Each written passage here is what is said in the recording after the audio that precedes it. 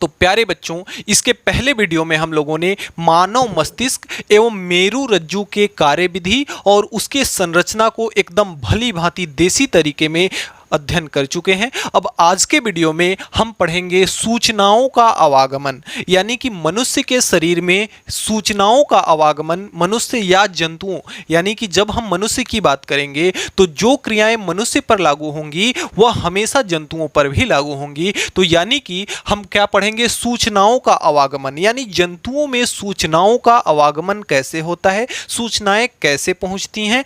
और इसके बाद जो हमारा टॉपिक होगा वह एक बहुत ही मस्ट इंपॉर्टेंट और रोचक टॉपिक होगा, जो कि आपका है हार्मोन्स। आखिर हार्मोन्स है क्या और हार्मोन्स का आपके शरीर के अंदर क्या काम होता है और उसकी कमी के वजह से आपको कौन सी बीमारी होती है, इस चीज़ का अध्ययन हम करने वाले हैं। तो वीडियो एकदम बहुत ही इंटरेस्टिंग होने वाला है, तो वीडियो में बने रहें और स्टडी का आनंद लेते रहें। तो देखिए बच्चों हमारा जो टॉपिक है वह है सूचनाओं का आवागमन, यानी सूचनाओं का आना और जाना, जिसमें से मुख्य क्या है, उद्दीपन और प्रतिक्रिया। उद्दीपन और प्रतिक्रिया। तो सबसे पहले हम समझते हैं किसको, उद्दीपन को। जैसे देखिए, कोई अगर आपके पास स्रोत है और वह स्रोत आप किसी भी सूचना को आपके शरीर के अंदर पहुंचाता है और आपके शरीर को प्रभावित करता है, तो वह क्रिया क्या कहलाती है, आपकी उद्दीपन कहलाती है। हमने क्या कहा कि कोई भी आपका स्रोत है, वह स्रोत आपके शरीर तक सूचनाओं को पहुंचाता है और उस सूचना को पहुंचा करके आपके शरीर को क्या करता है, प्रभावित करता है। तो वह क्रिया क्या कहलाती है, उद्दीपन कहलाती है। देखिए, थोड़ी सी विज्ञान की भाषा है, थोड़ा सा टेढ़ा लगेगा। आइए एक एग्जाम्पल से इसको रिलेटेड करते हैं ताकि आपको बिल्कुल अच्छे से समझ में आ सके। अब तो देखिए, इसका अगर एक एग्जाम्पल लें तो आपके दादी नानी के जो किस्से थे, उस किस्से में से हम किसको लेते हैं, चुड़ैल को। अब वही चुड़ैल अचानक से अगर आपके सामने खड़ी हो जाती है और आप उस कहानी किस्से में सुने हैं कि हाँ, चुड़ैल बहुत खतरनाक होती है, पकड़ लेती है और क्या कर देती है, पता ना क्या कर देती है। तो यानी कि आप उससे क्या होते हैं, जैसे ही आपके सामने खड़ी हो जाती है आप अचानक से बहुत ज़्यादा मात्रा में डर जाते हैं। अब देखिए, इसमें क्रियाएं क्या क्या हो रही हैं। आपने चुड़ैल को देखा किसके माध्यम से, आंखों के माध्यम से। आपने चुड़ैल को देखा किसके माध्यम से, आंखों के माध्यम से। तो परिभाषा पढ़िए कि किसी स्रोत के द्वारा। अब देखिए, जो आपके आंख हैं जिसके माध्यम से आपने देखा, वह क्या है, आपका कोई स्रोत है। वह क्या है, स्रोत है के द्वारा सूचनाओं का। अब देखिए, इसमें सूचनाएं क्या है, जो चुड़ैल हमारे पास आकर के खड़ी हुई तो हमारे मस्तिष्क को पता चला ना कि ये चुड़ैल है, यानी कि उस चुड़ैल की सूचना कहां पहुंची, हमारे मस्तिष्क तक। तो उसकी सूचना हमारे शरीर तक पहुंचा करके, अब वह सूचना जब हमारे शरीर तक पहुंची कि हाँ, चुड़ैल हमारे सामने खड़ी है, तो उससे हमारा प्रभावित होना क्या कहलाता है, उद्दीपन कहलाता है। और उस सूचना को सुन करके हमारा शरीर प्रभावित हो गया, हमारा शरीर डर गया। तो यह जो हमारे शरीर के अंदर भाव आया वही क्या कहलाता है, आपका उद्दीपन कहलाता है। अब अगर इस एग्जाम्पल से भी उद्दीपन आपको समझ में नहीं आया होगा तो चलिए एक और एग्जाम्पल लेते हैं। जैसे सपोज कीजिए कि कोई भी गर्म बर्तन है। अब उस गर्म बर्तन को हम छूते हैं और जैसे ही हमारा हाथ जलता है हम उस पर से हाथ अपना क्या करते हैं, हटा लेते हैं। अब इसमें देखिए क्या हुआ, किसी स्रोत के द्वारा। अब देखिए, स्रोत क्या है भाई, गरम बर्तन है, उसको आपने हाथ से छुआ, यानी कि आपके शरीर में आने का स्रोत कौन सा है, आपका हाथ है। तो किसी स्रोत के द्वारा, यानी कि आपका स्रोत वहां से कौन हुआ, आपका हाथ हुआ, द्वारा सूचनाओं का। अब देखिए, सूचनाएं इसमें क्या हुई कि बर्तन गर्म है, यह क्या है, सूचना है। जब भाई बर्तन गर्म है, इसकी सूचना हमें कहाँ मिली, मस्तिष्क तक मिली। मस्तिष्क तक यानी कि हमारे शरीर में पहुंचा करके हमारे शरीर को प्रभावित करना।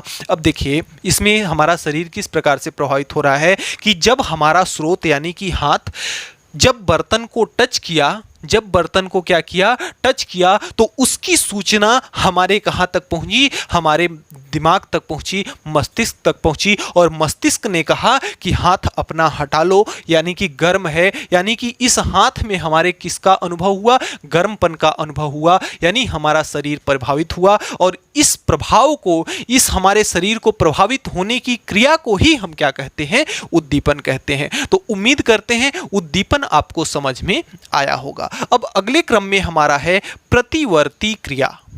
अब आइए समझते हैं कि प्रतिवर्ती क्रिया क्या है। कि जैसे जब हमारे शरीर में उद्दीपन का भाव पैदा हुआ, तो हमारी जो कोशिकाएं हैं, हमारी जो संवेदी कोशिकाएं हैं, संवेदी कोशिकाएं कौन, जैसे कि आपका त्वचा हो गया, जैसे कि आपका नाक, आंख, कान, ये हो गया, तो ये सब क्या है, इसके अंदर क्या पाई जाती हैं, संवेदी कोशिकाएं, यानी कि ये किसी की भी संवेदना को समझ सकती हैं। जैसे कोई यहाँ पे टच किया, तो ये उस संवेदना को समझ सकती हैं कि इस जगह पर किसी ने हमें टच किया, तो ये क्या है, संवेदी अंग हैं या संवेदी कोशिकाएं हैं।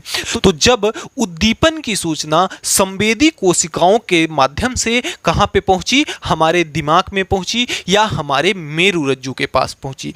अब जैसे ही हमारे मेरुरज्जु के पास पहुंची, मेरुरज्जु ने तुरंत आदेशित किया किसको, प्रेरक कोशिकाओं को। और प्रेरक कोशिकाओं ने क्या किया कि हमारी जो पेशियां हैं, हमारी जो बाहुबल हैं, उनको आदेशित किया, और वह क्या की, तड़ाक से एक प्रतिक्रिया प्रदर्शित की। तो यहाँ तक का सफर, उद्दीपन से लेकर के प्रतिक्रिया तक का सफर ही क्या कहलाता है, आपका प्रतिवर्ती क्रिया कहलाता है। उम्मीद करता हूं कि आपको बिल्कुल भी समझ में नहीं आया होगा, ऊपर से गया होगा। लेकिन आइए एग्जाम्पल को जब आप समझ लेंगे, एग्जाम्पल को जब इससे रिलेटेड कर लेंगे, तो आपको बिल्कुल आसान लगेगा। देखिए, आइए वही गर्म बर्तन का उदाहरण लेते हैं। जैसे ही हमने गर्म बर्तन को छुआ, हमारी संवेदित अंग जो हैं, हमारे जो बाह्य स्रोत हैं, उनके द्वारा क्या हमारे अंदर क्या जो भाव पैदा हुआ, वह क्या हुआ, उद्दीपन का भाव पैदा हुआ। और जब उद्दीपन का भाव पैदा हुआ, यानी कि हमें जब पता चला कि वस्तु क्या है, गर्म है, हमारी संवेदी कोशिकाओं द्वारा पता चला कि वस्तु क्या है, गर्म है। परिभाषा को पढ़ते जाइए और एग्जाम्पल से रिलेटेड करते जाइए। उद्दीपन के द्वारा सूचना संवेदी कोशिकाओं तक जाती है। भाई, जब उद्दीपन यानी कि हमारे अंदर भाव पैदा हुआ कि वह वस्तु क्या है, गर्म है, जिससे संवेदी तंत्रिकाओं के द्वारा मेरुरज्जु को सूचना पहुंचाई जाती है। देखिए, जो प्रतिवर्ती क्रिया होती है, वह उसका नियंत्रण कौन करता है, मेरुरज्जु करता है, क्योंकि यह अचानक से होने वाली क्रिया है। देखिए, अगर हम गर्म बर्तन को टच करते हैं और वो बर्तन ज़्यादा गर्म है और मस्तिष्क तक जब तक जाती है सूचना, और मस्तिष्क उसको जब तक आदेशित करता है, तब तक तो हमारा हाथ क्या होगा, जल जाएगा। तो ऐसे में जब मतलब एकदम त्वरित गति होती है, एकदम तत्कालिक जब कोई भी क्रिया होती है, तो उसके लिए कौन जिम्मेदार होता है, मेरुरज्जु जिम्मेदार होता है। उसके बाद कौन एक्शन में आता है, मेरुरज्जु एक्शन में आता है। यानी कि ऐसी क्रिया जो मस्तिष्क से क्या हो, परे हो, उनका नियंत्रण कौन करता है, मेरुरज्जु करता है। तो ऐसी क्रियाओं का नियंत्रण, प्रतिवर्ती क्रियाओं का नियंत्रण कौन करता है, मेरुरज्जु करता है। तो देखिए, हम यहाँ परिभाषा पढ़ रहे थे कि उद्दीपन के द्वारा सूचना, जब हम उसको टच किए, गर्म मतलब वो वस्तु क्या थी, गर्म थी, तो उसकी सूचना कहाँ तक, किसके माध्यम से, संवेदी कोशिकाओं तक जाती हैं। यानी संवेदी कोशिकाओं के माध्यम से संवेदी तंत्रिकाओं के द्वारा किस तक पहुंचती हैं, मेरुरज्जु को सूचना पहुंचाया जाता है। किसको पहुंचाया जाता है, मेरुरज्जु को सूचना पहुंचाया जाता है, जिससे प्रेरक कोशिकाओं द्वारा, अब जैसे ही सूचना पहुंचाई गई मेरुरज्जु को, मेरुरज्जु ने एक प्रेरक कोशिकाएं होती हैं, उनको सूचना प्रदान किया, उनको तुरंत कहा कि जाओ देखो। अब ये देखिए, प्रेरक कोशिकाएं जो है ना, ऐसी सिपाही हैं, इस तरह की सिपाही हैं, इस तरह के पुलिस हैं कि एकदम 24 घंटा अलर्ट रहते हैं कि जैसे ही आदेश आया, तड़ाक से गोली दाग देंगे। तो यहाँ से क्या होता है कि जब मेरुरज्जु को सूचना किसके द्वारा, संवेदी कोशिकाओं के द्वारा पहुंचाई जाती है, तो सूचना वह किसको मिलती है, फिर मेरुरज्जु किसको आदेशित करता है, तत्काल प्रेरक कोशिकाओं को आदेशित करता है, जो कि प्रेरक कोशिकाएं हमारे पेशीय ऊतकों, जैसे कि आपका हाथ हो गया, पैर हो गया, ये सब क्या है, पेशी ऊतक हैं, जो कि यानी कार्य कर रहे हैं, वह क्या है, पेशी ऊतक हैं। पेशी ऊतकों के माध्यम से क्या करती हैं, प्रतिक्रिया होती है। पेशी ऊतक का मतलब क्या हुआ कि जैसे गर्म बर्तन पर हमारा हाथ गया और हाथ इसका आदेश तुरंत पहुंचा मेरु रज्जु में, मेरु रज्जु तुरंत आदेशित किया इस हाथ की प्रेरक कोशिकाओं को कि तुरंत हाथ को क्या करो वहां से खींच लो, तुरंत हाथ को क्या करो वहां से खींच लो। तो यह हमारे अंदर प्रतिक्रिया हुई। कौन सी प्रतिक्रिया? हाथ खींचने की प्रतिक्रिया। तो यह पूरी प्रक्रिया क्या कहलाती है? प्रतिवर्ती क्रिया कहलाती है। यानी कि जो उद्दीपन से लेकर के प्रतिक्रिया तक, उद्दीपन से लेकर के प्रतिक्रिया तक की पूरी प्रक्रिया क्या कहलाती है? आपकी प्रतिवर्ती क्रिया कहलाती है। जैसे हमने सांप को देखा, हमने अचानक से सांप को देखा, हमने अचानक से सांप को देखा, हमारे अंदर क्या पैदा हुआ? उद्दीपन पैदा हुआ। और उस उद्दीपन की सूचना जो है संवेदी कोशिकाओं के द्वारा तुरंत कहां तक पहुंची? मेरु रज्जु तक पहुंचाया गया। संवेदी कोशिकाओं के द्वारा संवेदी तंत्र को दिया गया और संवेदी तंत्र के द्वारा किसको दिया गया? मेरु रज्जु को दिया गया। और मेरु रज्जु ने तुरंत हमारे पेशियों को, मेरु रज्जु ने तुरंत प्रेरक कोशिकाओं को क्या किया? आदेशित किया। और प्रेरक कोशिकाएं पेशी उत्तकों, अब यहां पे हमारा पेशी उत्तक क्या हुआ? हमारा पैर हुआ, जो कि हमें पीछे आने के लिए आदेशित किया। तो ये जो प्रेरक कोशिकाएं होती हैं ये पेशी उत्तकों के माध्यम से क्या करती हैं? प्रतिक्रिया करवाती हैं, प्रतिक्रिया होती है उनके माध्यम से। उसके बाद कि यह पूरी प्रक्रिया क्या कहलाती है? प्रतिवर्ती क्रिया कहलाती है। उम्मीद करते हैं आपको समझ में आई होगी। अब दो चीजें यहाँ पे आपको खटक रही होंगी, समझ में नहीं आ रहा होगा, ऊपर ऊपर से जा रहा होगा। एक तो आपका है प्रेरक तंत्रिका और है आपका संवेदी तंत्रिका।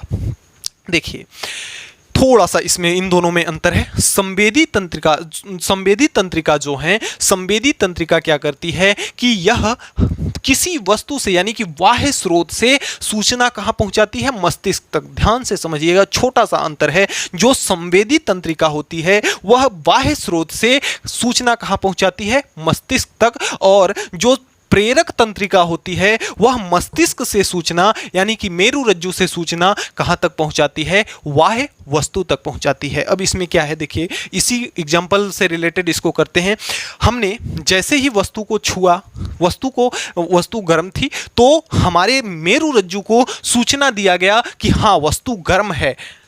किसके द्वारा दिया गया? संवेदी तंत्रिका के द्वारा दिया गया। अब वस्तु गर्म है तो मेरु रज्जु तुरंत अपने जो होनहार जाबाज सिपाही हैं उनको तुरंत आदेशित किया कि तुरंत हाथ खींच लो। तो वह सिपाही क्या किए कि पेशी उत्तकों के माध्यम से तुरंत हाथ को वहां से हटा दिए। तो हाथ हटाने का काम कौन कर रहा है? प्रेरक तंत्रिका कर रहा है। और यह चीज बताने का कि हाँ वस्तु गर्म है, तत्काल बताने का कार्य कौन कर रहा है? संवेदी तंत्रिका कर रही है। तो उम्मीद करता हूं संवेदी तंत्रिका भी समझ में आपको आया होगा। अब आइए चलते हैं, मैं जिसकी बात कर रहा था, most important topic, most important topic, interesting important topic, आपके हार्मोन्स पर। तो बच्चों अगले क्रम में जो आपके हार्मोन्स की कहानी है कुछ इस तरह से शुरू होती है। आइए देखते हैं। हमारा जो टॉपिक है वह है मनुष्य में हार्मोन्स द्वारा सूचनाओं का आवागमन। अब देखिए जो सूचनाओं का आवागमन है हार्मोन्स के द्वारा किस प्रकार से होता है, आइए समझते हैं। सबसे पहले हम समझते हैं कि हार्मोन्स क्या है। तो हार्मोन्स जो शब्द है ना, यह यूनानी भाषा का शब्द है। किस भाषा का शब्द है? यूनानी भाषा का शब्द है, जिसका अर्थ होता है गति प्रदान करना। जिसका अर्थ क्या होता है? गति प्रदान करना। देखिए हमारे शरीर के अंदर बहुत सारी अभिक्रियाएं होती हैं। हमारे शरीर को चलने के लिए हमारे शरीर के अंदर ढेर सारी रासायनिक अभिक्रियाएं होती हैं। उन्हीं रासायनिक अभिक्रियाओं को गति प्रदान करने के लिए एक निश्चित कारक की आवश्यकता होती है, एक निश्चित जटिल कार्बनिक पदार्थ की आवश्यकता होती है, जो कि क्या है? आपका हार्मोन्स है। तो सबसे पहला चीज कि जो आपका हार्मोन्स है वह जटिल कार्बनिक पदार्थ है। देखिए एक चीज़ और मैं आपको बता दूं कि यहाँ पे जो भी बातें समझाई जा रही हैं ना, ये आपको वीडियो के अंत में आपको एक क्लिप मिलेगा, उसी में आपको इसका प्रॉपर नोट्स मिल जाएगा। और अगर सुंदर सुंदर रंगीन नोट्स चाहिए तो आप मेरे चैनल को ज्वाइन कर सकते हैं। वीडियो के डिस्क्रिप्शन में हमारे टेलीग्राम चैनल का लिंक है, वहाँ से आप ज़रूर जुड़ें। और एक बात और कि अगर आप वीडियो को मेरे देख रहे हैं तो एक कमेंट जरूर करें कि इस वीडियो से आपको किस प्रकार की हेल्प मिली, या कोई अगर इस वीडियो के अंतर्गत डाउट रह गई हो तो उसको भी आप कमेंट बॉक्स में जरूर लिखें, या मेरे समझाने में कोई कमी रह गई हो तो आप उसको भी कमेंट बॉक्स में जरूर लिखें। मैं हर एक बच्चे का कमेंट पढ़ता हूं और मैं उस हिसाब से खुद को सुधारने का प्रयास करूंगा, आपके स्टडी को और बेहतर बनाने का प्रयास करूंगा। तो सजेशन जरूर दें, और जो भी इंपॉर्टेंट बातें यहां पे बताई जाती हैं उस वीडियो को आपका प्रयास रहे कि एक बार कमेंट बॉक्स में आप जरूर लिखें। इससे आपका क्या हो जाएगा, रिवाइज भी अच्छे से हो जाएगा। तो हम बात कर रहे थे हार्मोन्स की। तो हार्मोन्स जटिल कार्बनिक पदार्थ होते हैं जो कि किसके बने होते हैं, जो कि प्रोटीन के बने होते हैं। किसके बने होते हैं, प्रोटीन के बने होते हैं। और चूंकि ये क्या है कि हमारे अंदर जितनी भी रासायनिक अभिक्रिया हो रही है उस रासायनिक अभिक्रिया की गति को क्या करते हैं, बढ़ा देते हैं। इसलिए इसे हार्मोन्स को रासायनिक दूत भी कहते हैं। क्या कहते हैं, रासायनिक दूत भी कहते हैं। और यह वृद्धि, विकास और प्रजनन को नियंत्रण करता है। यानी कि हमारे शरीर में वृद्धि और विकास के लिए किन किन चीज़ों की आवश्यकता है और किन किन चीज़ों की आवश्यकता नहीं है, इनका नियंत्रण कौन करता है, आपका हार्मोन्स करता है। अब चूंकि यह हार्मोन्स है, आखिर यह हार्मोन्स हमारे शरीर में निकलता कहाँ से है, तो एक आपने नाम सुना होगा, ग्रंथि। हमारे शरीर में बहुत सारी ग्रंथियां पाई जाती हैं। मुख्यतः ग्रंथि दो प्रकार की होती है, एक तो अंतःस्रावी ग्रंथि और एक बाह्यस्रावी ग्रंथि। बाह्यस्रावी ग्रंथि में आपके जैसे कान हो गए, आँख हो गए, ये सब आएंगे बाह्यस्रावी ग्रंथि में। और बाह्यस्रावी ग्रंथि जो है उसमें क्या मिलते हैं, एंजाइम मिलते हैं। बाह्यस्रावी ग्रंथि में क्या मिलते हैं, एंजाइम मिलते हैं। आपके इस चैप्टर में आपके बाह्यस्रावी ग्रंथि का जिक्र नहीं किया है, तो अभी मैं आपको बाह्यस्रावी ग्रंथि नहीं पढ़ाऊंगा। फिलहाल आप एक बात ये जान लीजिए कि जो एंजाइम होता है ना, वह कहाँ बनता है, बाह्यस्रावी ग्रंथि में बनता है। दूसरी चीज कि एंजाइम को बहने के लिए, एंजाइम को चलने के लिए भाई स्रावित होती हैं, तो उनके लिए एक विशेष प्रकार की नलियों की, नसों की व्यवस्था होती है जिसके माध्यम से क्या जाते हैं, आपके एंजाइम चलते हैं। एक बात आप ये हमेशा ध्यान रखेंगे कि एंजाइम जो है कभी ब्लड के संपर्क में नहीं आते, ब्लड के संपर्क में नहीं आते। इसलिए इसको जो एंजाइम होते हैं उनको चलने के लिए किसकी ज़रूरत होती है, अलग से नालियों की ज़रूरत होती है। यानी जिसको काटने पीटने पर ब्लड ना आए आपका, वह क्या है, एंजाइम है।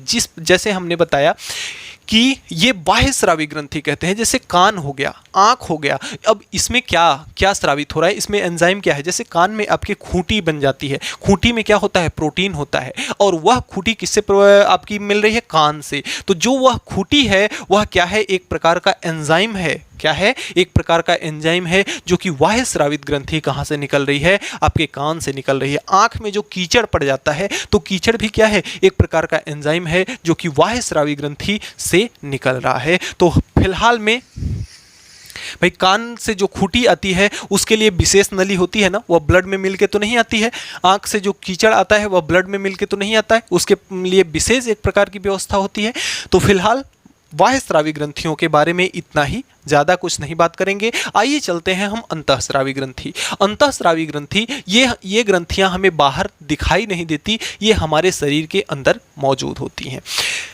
और ये जो आपका हार्मोन्स भाई साहब हैं, जिनकी अभी हमने बड़ी बड़ी चर्चाएं कर रहे थे, वे हार्मोन्स भाई साहब कहाँ से निकलते हैं, आपके अंतःस्रावी ग्रंथि से। तो अंतःस्रावी ग्रंथि से आपका क्या निकलता है, हार्मोन्स निकलता है, और हार्मोन्स को सीधा ब्लड में प्रवाहित कर दिया जाता है। और हार्मोन्स ब्लड में मिल करके, ब्लड में घुल करके क्या करता है, हमारे संपूर्ण शरीर में भ्रमण करता है। तो इस प्रकार से हार्मोन्स की कहानी है। अब देखिए जो प्रमुख कुछ हार्मोन्स हैं, आइए उनके बारे में पढ़ते हैं कि वे हार्मोन्स कहाँ निकलते हैं, उनकी अधिकता होने पर क्या होती है, उनकी कमी होने पर क्या होती है, और ये कहाँ से बनते हैं, कहाँ पाए जाते हैं। तो आइए, तो प्यारे बच्चों, अगले क्रम में हमारे कुछ हार्मोन्स है, आइए उनको हम समझते हैं।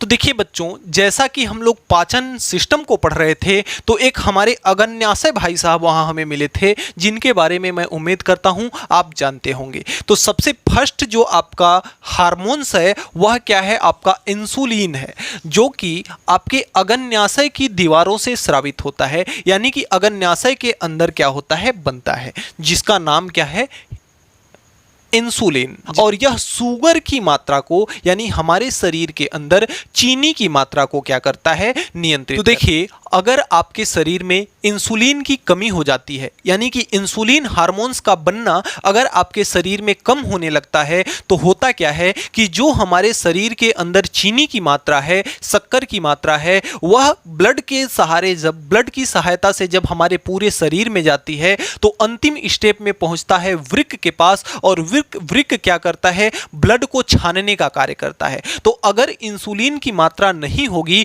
तो वृक्क हमारा क्या करेगा, ब्लड में उपस्थित शुगर की मात्रा को, ब्लड में उपस्थित चीनी की मात्रा को क्या कर देगा, पूरा का पूरा निकाल देगा, यानी चीनी को हमारे शरीर के अंदर से क्या कर देगा, निष्कासित कर देगा। कब? जब इंसुलिन की कमी होगी तब। तो जब ऐसा होता है कि हमारे शरीर के अंदर इंसुलिन नामक हार्मोन्स की कमी हो जाती है, तो हमारे वृक्क द्वारा चीनी की संपूर्ण मात्रा को पेशाब के रास्ते क्या कर दिया जाता है, बाहर निकाल दिया जाता है, और हम मधुमेह यानी कि शुगर के पेशेंट हो जाते हैं। तो जिस बीमारी से लोगों का भरमार पड़ा हुआ है, तो उस बीमारी का नाम क्या है, मधुमेह, जिसे हम शुगर के नाम से जानते हैं। तो अगर इंसुलिन की मात्रा अगर कम होती है हमारे शरीर में, तो हम किसके पेशेंट हो जाते हैं, शुगर के पेशेंट। अब सपोज कीजिए कि किसी में अगर किसी को इंसुलिन का अगर इंजेक्शन दे दिया गया और इंसुलिन की मात्रा बहुत ज़्यादा बढ़ गई, हमारे शरीर के अंदर अगर इंसुलिन की मात्रा बहुत ज़्यादा बढ़ गई, तो जितनी भी चीनी की मात्रा है,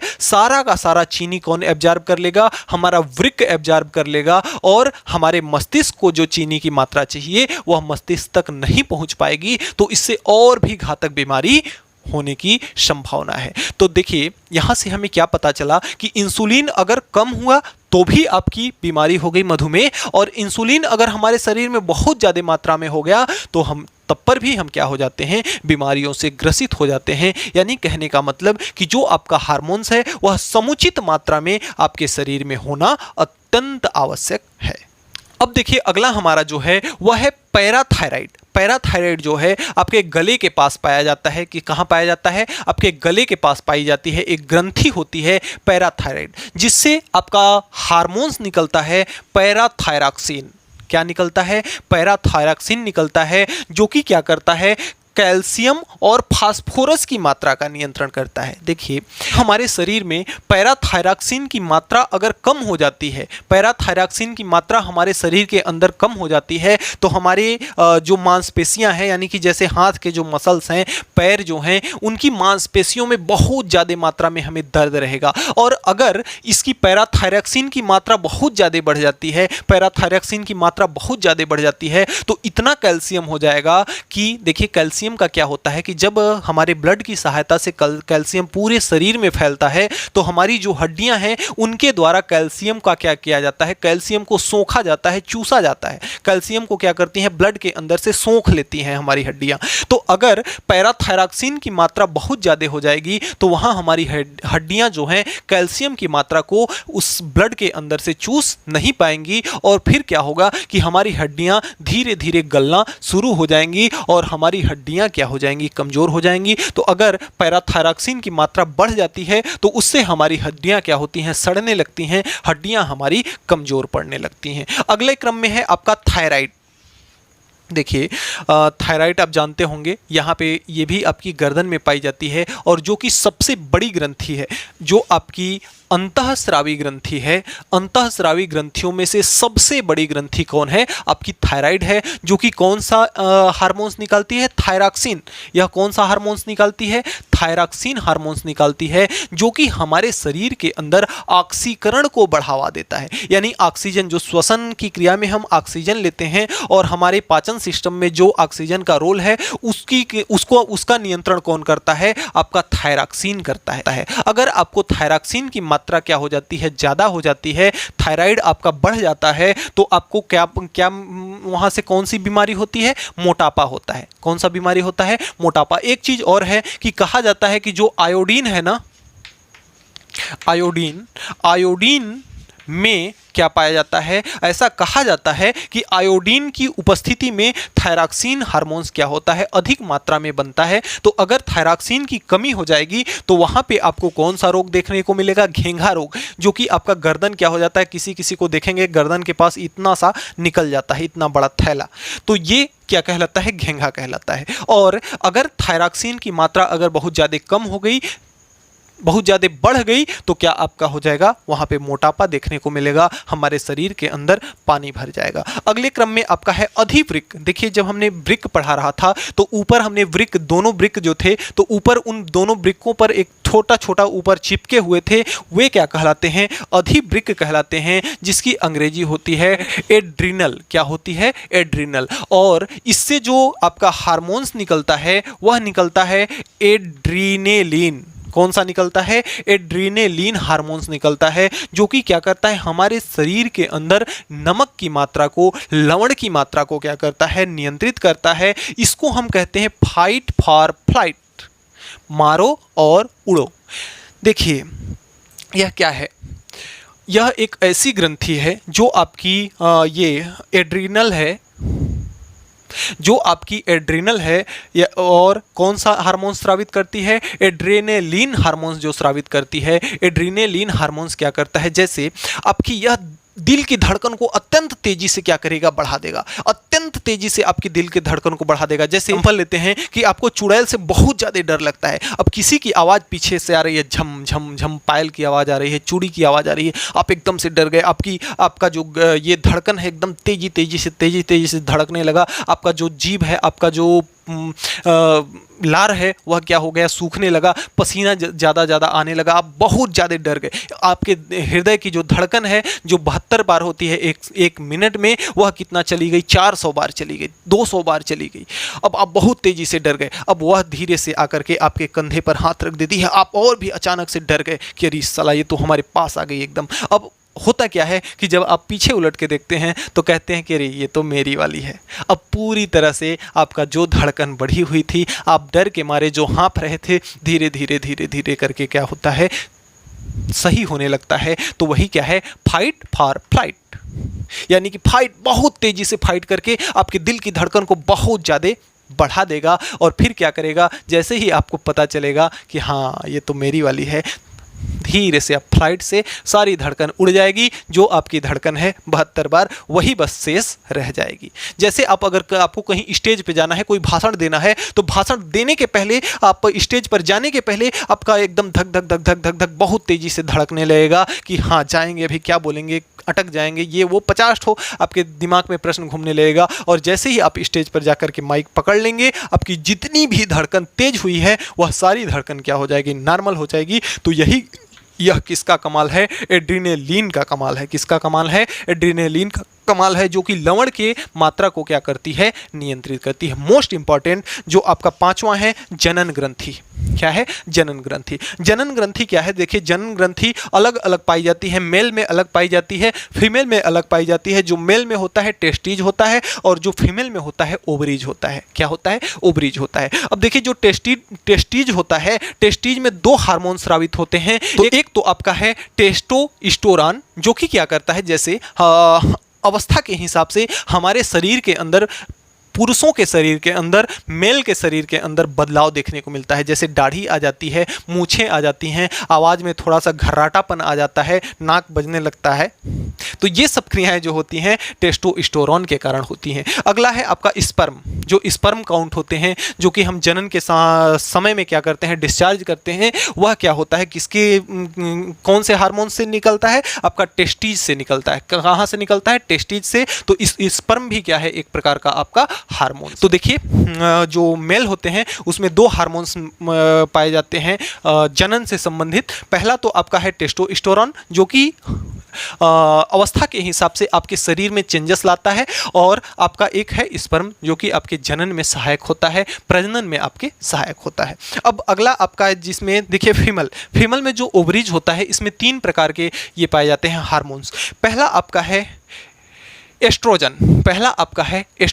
एस्ट्रोजन का क्या कार्य करता है, जैसे लड़कियों के अंदर, फीमेल्स के अंदर जैसे आपका उम्र के हिसाब से शारीरिक बनावट में चेंजिंग देखने को मिलता है, जैसे स्तन का बड़ा होना और थोड़ा सा आवाज़ सुरीली होना। ये सब क्रियाएं जो लड़कियों के अंदर देखने को मिलती हैं वह किसके अंतर्गत देखने को मिलते हैं, एस्ट्रोजन के अंतर्गत देखने को मिलते हैं। किसकी वजह से देखने को मिलती हैं, एस्ट्रोजन हार्मोन्स की वजह से देखने को मिलती हैं। लड़कियों की यानी फीमेल्स के बनावट समय के हिसाब से उनमें जो बदलाव आता है लड़कियों में वह किसके कारण आता है, एस्ट्रोजन के कारण आता है। अगला है आपका प्रोजेस्टेरॉन।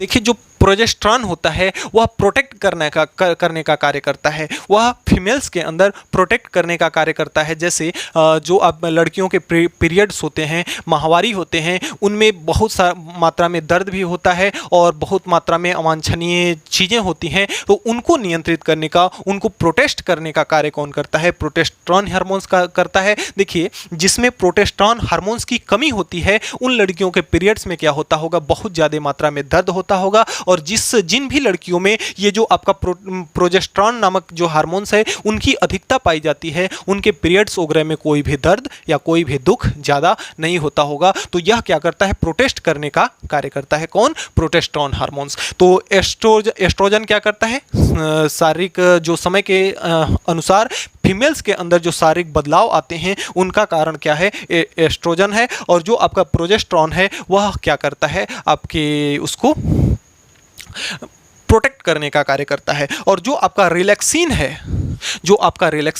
वह जनन के लिए सहायक होता है, प्रजनन के लिए सहायक होता है फीमेल्स के अंदर। तो प्यारे बच्चों इस तरह से हमारे ये 5 हार्मोन्स थे। अब एक टॉपिक हमारा और छोटा सा बच जा रहा है, इन हार्मोन्स का नियंत्रण। जैसे देखिए इसमें क्या हो रहा है, हमने आपको बताया कि ये जो हार्मोन्स हैं अगर ज़्यादा मात्रा में भी अगर आपके शरीर के अंदर हुए तो भी खतरनाक है, अगर कम मात्रा में भी आपके शरीर के अंदर हुए तो भी खतरनाक है। तो आखिर इनका नियंत्रण होना जरूरी है ना। तो इनका नियंत्रण कैसे किया जाता है, किसके द्वारा किया जाता है, आइए समझते हैं। चाहे तो आप इसका स्क्रीनशॉट ले बच्चों। अगले क्रम में हमारा जो टॉपिक है वह है हार्मोन्स का नियंत्रण। हार्मोन्स को नियंत्रित कैसे किया जाता है, जैसे अगर आपको किसी टंकी में मोटर की सहायता से अगर पानी भरना है तो टंकी में जब तक पानी आपका भरेगा, टंकी जब तक पूरी भरेगी तब तक तो मोटर चलेगा। और अगर पानी उसमें भर गया यानी टंकी में जो पानी की आवश्यकता थी वह अगर पूरी हो गई तो हम क्या करते हैं, मोटर को बंद कर देते हैं, जिससे पानी की आवश्यकता क्या हो जाती है, हमारी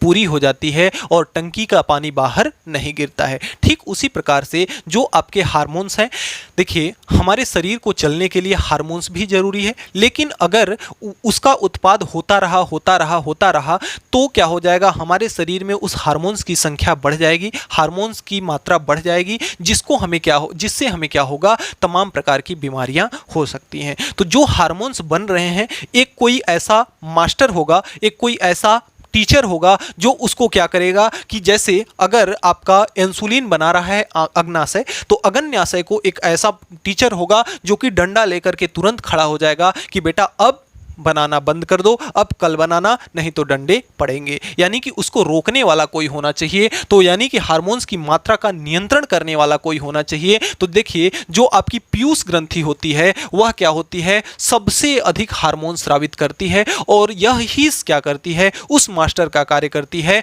जो उस बच्चे को क्या करता है, मना करता है कि बेटा अब रहने दो। इसलिए इसको हम क्या कहते हैं, मास्टर ग्लैंड कहते हैं, मास्टर ग्रंथि कहते हैं। किसको, पीयूष ग्रंथि को। और यह जो है ब्रेन के नीचे भाग में होती है और 0.6 किलोग्राम की होती है, 0.6 ग्राम की होती है और यह बॉडी के हार्मोन्स को कंट्रोल करती है, इसलिए इसको कहते हैं हम मास्टर ग्लैंड कहते हैं। अब आइए देखते हैं कुछ हार्मोन्स को जो कि हमारे शरीर में विभिन्न प्रकार के हार्मोन्सों का नियंत्रण करते हैं। जैसे कि पहला है आपका thyroid stimulated hormones. Thyroid stimulated hormones, जो कि हमारे शरीर के अंदर थायराइड की मात्रा को क्या करता है, नियंत्रित करता है। अगला नंबर आपका है सेमेटोट्रोपिक हार्मोन्स। सेमेटोट्रोपिक हार्मोन्स, तो सेमेटोट्रोपिक हार्मोन्स क्या करता है कि हमारे शरीर के वृद्धि और विकास के लिए जो भी हार्मोन्स स्रावित होते हैं उनकी मात्रा का नियंत्रण करता है, एसटीएच। अब अगले क्रम में है लैक्टोगोनिक हार्मोन्स। यह क्या करता है, देखिए जैसे जो मादाएं हैं, जंतुओं में जो भी मादाएं हैं उनके अंदर क्या करता है, दूध का निर्माण करता है, दुग्ध का निर्माण करता है, तो इसको क्या कहते हैं हम, लैक्टोगोनिक हार्मोन्स। अगला है आपका ऑक्सीटोन हार्मोन्स। ऑक्सीटोन हार्मोन्स, तो ऑक्सीटोन क्या करता है, दूध का स्राव कराता है। ऑक्सीटोन क्या करता है, दूध का स्राव कराता है। अब देखिए जो गाय होती है, गाय से जब हम गाय के थन से जब हम दूध को निकालते हैं तो क्या वह दूध इतनी आसानी से निकल जाएगा मांस के अंदर से? उसमें कोई नली तो होती नहीं है, कोई नस तो होती नहीं है। अगर कोई नस ऐसे ही डायरेक्टली होती तो दूध अपने आप चू नहीं जाता। तो उसमें क्या पाया जाता है, आपका ऑक्सीटोन हार्मोन्स पाया जाता है, जिसके कारण दूध बाहर गिरता भी नहीं है और बहुत ज़्यादा कड़ा भी नहीं होता, बहुत मुलायम होता है। किसके कारण, ऑक्सीटोन हार्मोन्स के कारण। अब अगला है आपका वास्प्रेसिन्स हार्मोन्स। तो जो वास्प्रेसिन्स हार्मोन्स है, वास्प्रेसिन्स हार्मोन्स का कार्य क्या है कि आपके पेशाब की सांद्रता का नियंत्रण करना, कि आपका पेशाब कितना गाढ़ा है, कितना पतला है, इसका नियंत्रण करना किसका काम है, आपका। तो डियर स्टूडेंट्स, इस प्रकार से वीडियो में पढ़ाई गई सभी बातों के नोट्स इस प्रकार से आपको प्रोवाइड किए जा रहे हैं। अगर इसका आपको सुंदर सुंदर प्यारा प्यारा नोट्स चाहिए तो डिस्क्रिप्शन में टेलीग्राम चैनल का लिंक है, वहां से टेलीग्राम चैनल को ज्वाइन करें, वहां आपको सुंदर सुंदर नोट्स प्रोवाइड किए जाएंगे। प्यारे बच्चों, आज के वीडियो में इतना ही। हमें उम्मीद है कि आज हमने जो भी पढ़ा आपको अच्छे से समझ में आया होगा। फिर भी किसी भी प्रकार का कहीं पे कोई डाउट है तो आप नीचे कमेंट बॉक्स में कमेंट करके हमें जरूर बताएंगे। आपकी प्रॉब्लम को 100% सॉल्व किया जाएगा। तो बच्चों, मिलते हैं नेक्स्ट वीडियो में नेक्स्ट टॉपिक के साथ नेक्स्ट डे। तब तक के लिए बाय बाय।